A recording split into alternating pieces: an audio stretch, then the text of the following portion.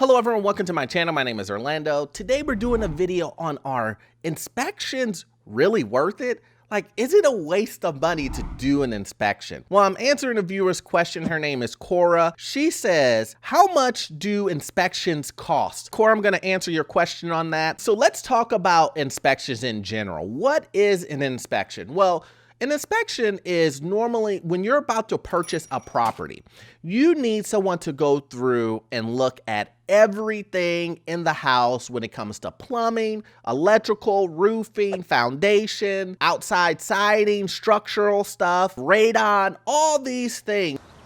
Okay, noted. You need someone to go through the house to make sure that all of these things are noted as far as they're broken, it needs repaired, there's safety issues. All of these things will be noted in a report. And this individual will go through the entire home, the entire multifamily units, and note down what needs to be fixed, if there's any safety concerns, major repairs that need to happen. The reason why you go through this is so that you're not caught off guard as far as major repairs and structural issues. So that's what an inspection is, and most people would say, Orlando, well, is it worth it?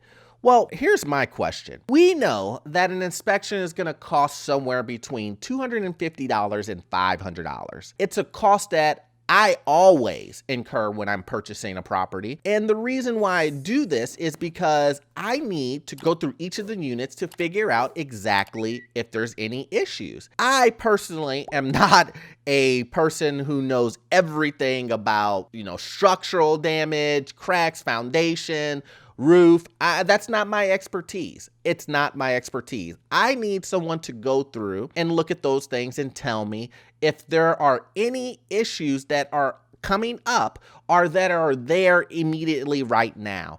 And those things can save you thousands of dollars, because you can then say to the seller, hey, look, I need these things fixed before I purchase the property. Or if the seller is saying, I'm not fixing those things, it allows you to walk away from the deal. Now, that $500, I'm just gonna go to the maximum here, and that $500 can save you thousands and thousands of dollars, guys. So just on a return on investment, you can see that it is well worth doing an inspection. Let me tell you a story. There have been times where I have spoken to owners and they decided not to do an inspection, and then they find out that the foundation was cracking, water was leaking into the basement, into the crawl space, and it ended up costing them thousands of dollars. I have also heard of owners buying properties sight unseen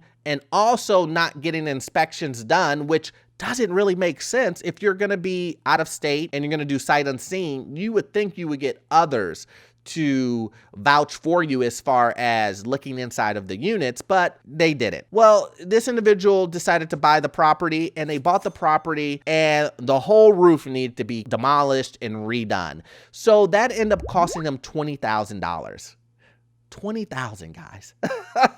$20,000 for a $500 report. You can't tell me that that's not worth it. So there are multiple instances where an individual should have done an inspection and didn't. But I also want to talk about some things too that will kind of let you know that you have to do some due diligence and use also some common sense too when it comes to an inspector. Inspectors are not the end all be all, guys. Inspectors will miss some things. Inspectors will not give you everything on a platter for you to look at. Some things they will accidentally skip over because of them accidentally just skipping over, or sometimes they will skip over because they don't know. This is where you need to make sure that you pick the right inspector. If you're just gonna pick them off of Google, make sure you look at reviews, give them a call, ask them what their certifications are, Do they have XYZ? Ask for some referrals, things like that. One of the key things that I find when you're speaking to an inspector is ask for referrals, because what ends up happening is when you call those homeowners, and most of them will be homeowners, not investors. Homeowners will know because they will have been in the property for 2 to 3 years and they already know what's going on with the property and what the inspector missed, if he missed anything, and they will tell you this inspector didn't do a good job, or this inspector missed this or that and the other. So they will let you know if the person is a good inspector, along with reviews and other things like that. But once again, you have to use some common sense when it comes to it, guys. Like if you see a roof and it looks pretty damaged and an inspector doesn't say anything about it, you should probably ask the inspector why he didn't put it in the report. What's going on with the roof? Are you not a roof guy, or what, like, why is it? If you see rust all around a water heater and the inspector doesn't put anything about a rusted or damaged water heater, you should probably ask the inspector what's going on. So I'm not saying that you have to turn into an inspector yourself, but if you have any concerns, do not feel nervous asking the inspector why they didn't do this, that, and the other. Once again, make sure you manage them, property management, you stay on top of all of these third-party vendor guys to make sure that your investment will turn out to be a great investment, guys. So I hope I answered your question, Core. So I'm gonna need you to watch this next video, guys. It will help you get into your first rental property, and I'll see you guys in the next one. Thanks.